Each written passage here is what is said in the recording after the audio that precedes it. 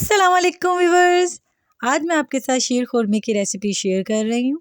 ईद आ रही है, हर घर में शीर खुरमा बनाया जाता है। आज मैं आपको बहुत ही आसान तरीके से बहुत ही लाजवाब शीर खुरमा बनाना सिखाऊंगी और चंद मिनटों में ही बहुत बेहतरीन शीर खुरमा बनकर तैयार हो जाएगा। चलें हम बनाना स्टार्ट करते हैं। शीर खुरमा बनाने के लिए आधी प्याली बादाम, आधी प्याली पिस्ते और 6 से 7 छुहारे मैंने एक रात पहले ही भिगो दिए थे। आप भिगोकर इन चीज़ों को डालेंगे शीर खुरमे में तो शीर खुरमे का जायका बहुत ही अच्छा आएगा। ये देखें, मैंने छुहारों को छोटे छोटे टुकड़ों में काट लिया है और बारीक टुकड़ों में काटा है। इसी तरह मैंने बादाम के छिलके उतार के बादामों को भी छोटे छोटे टुकड़ों में काट लिया है और पिस्ते के भी मैंने छिलके उतार कर इन्हें भी छोटे छोटे टुकड़ों में काट लिया है। अब एक पैन ले लिया है मैंने। सबसे पहले हम इसके नीचे फ्लेम ऑन कर लेंगे। फ्लेम आपने इसके नीचे बिल्कुल दम वाली आँच रखनी है। हल्का सा पहले पैन को गर्म कर लिएगा। 1 कप भरकर मैंने सवैयों का ले लिया है। सवैयों को हाथों की मदद से अच्छे तरीके से तोड़ लिएगा। ये देखें, सारी सवैयाँ टूटी हुई हैं।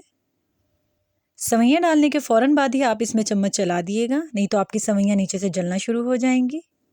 चम्मच आपने इसमें मुसलसल चलाते रहना है। सवैयों को आपने 8 से 10 मिनट तक भून लेना है, या जब तक भूनना है कि इनका कलर चेंज ना हो जाए। गोल्डन ब्राउन इनका कलर कर लिएगा।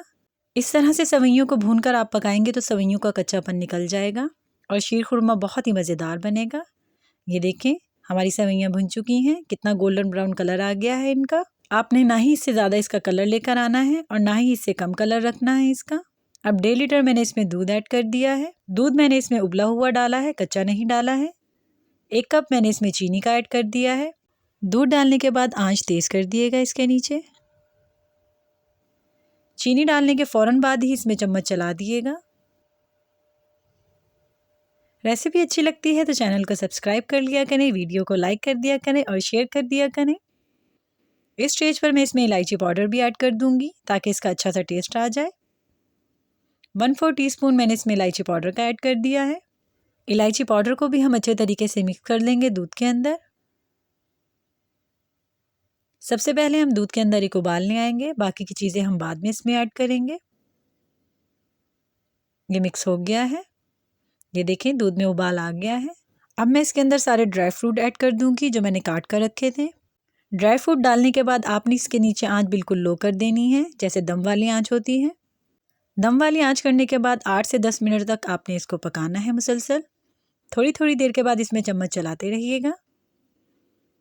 ये जो इसके ऊपर सफ़ेद झाग आ रहे हैं ये ख़त्म हो जाएंगे। ये देखें, ये सारे झाग ख़त्म हो गए हैं। शीर खुरमा पक गया है। अब मैं इसके नीचे फ्लेम बंद कर दूंगी। हम इसे डिश आउट करते हैं। हमारा मज़ेदार सा शीर खुरमा बिल्कुल रेडी है। इसे ईद पर बनाइएगा और ईद की खुशियाँ दोबाला करिएगा। रेसिपी अच्छी लगी है तो कमेंट करके ज़रूर बताइएगा।